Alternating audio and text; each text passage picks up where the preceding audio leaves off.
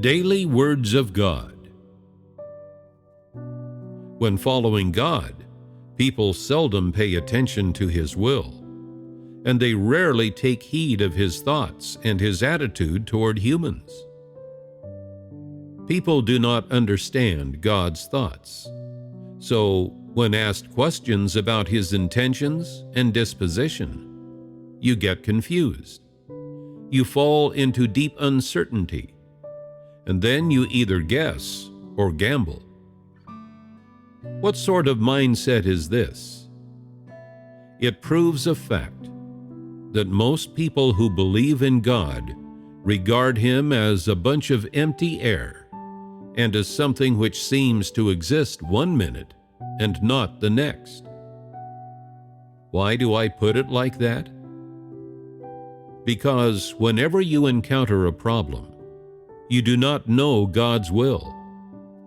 Why do you not know His will? Not just now, but from start to finish. You do not know God's attitude toward this problem. You cannot fathom it and do not know what God's attitude is. But have you given it much thought? Have you sought to know it? Have you fellowshipped about it? No. This confirms a fact. The God of your belief has no connection to the God of reality. In your belief in God, you ponder only your own intentions and those of your leaders. You merely give thought to the superficial and doctrinal meaning of God's words, without truly trying to know or seek God's will at all. Is this not the case? The essence of this matter is quite terrible. After so many years, I have seen many people who believe in God. What has their belief transformed God into in their minds? Some people believe in God as if He were just a bunch of empty air. These people have no answer to questions of God's existence, because they can neither feel nor sense either His presence or His absence, let alone see it clearly or understand it. Subconsciously, these people think that God does not exist. Others believe in God as if He were a man. These people think that He is unable to do all of the things that they too are unable to do, and that He should think however they think. Their definition of God is an invisible and untouchable person.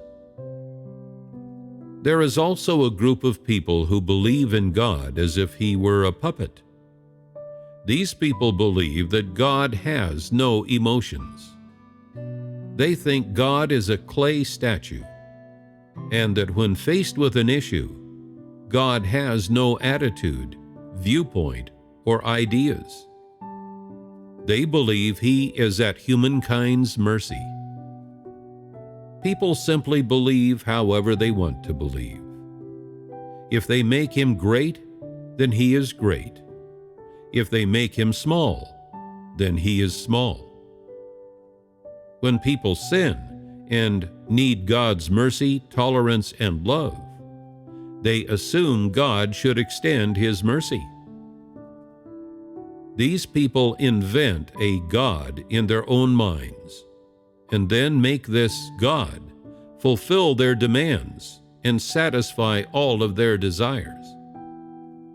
No matter when or where, and no matter what such people do, they will adopt this fancy in their treatment of God and in their faith.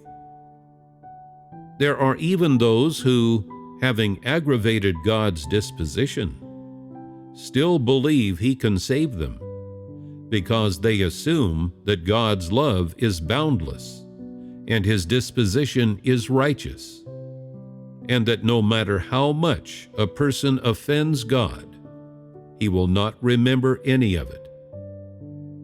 They think that since human faults, human trespasses, and human disobedience are momentary expressions of a person's disposition.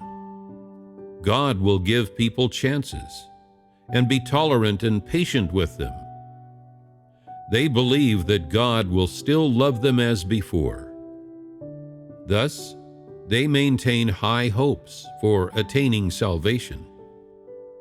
In fact, no matter how people believe in God, as long as they are not pursuing the truth, He will hold a negative attitude toward them.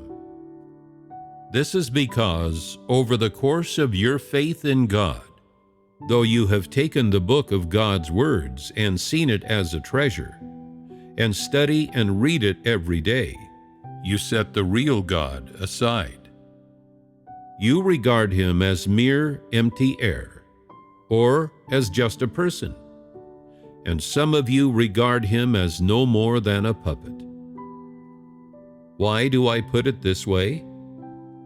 I do so because the way I see it, whether you are faced with a problem or encounter some circumstance, those things that exist in your subconscious, those things that you give rise to internally, have never had any connection with God's words or with pursuing the truth.